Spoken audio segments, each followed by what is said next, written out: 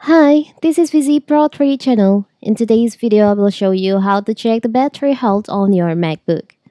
So, if you want to check your battery health, if your battery health is normal or maybe there is a problem with your battery, if you check on your system preferences and go to battery, there is no description to check to see if your battery is normal or not, health or not.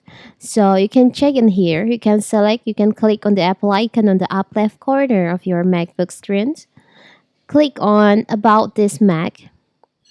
Select on System Report.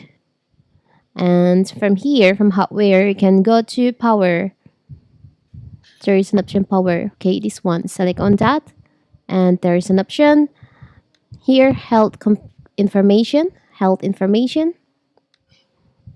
You can see your condition of your battery is normal. My MacBook battery is normal with the cycle count is 97. So here, where you can check your battery health and also the cycles. It's very simple, right? So that is how to check your battery health on MacBook. Don't forget to like and subscribe and turn on the notifications to keep you updated about this channel. Thank you and see you!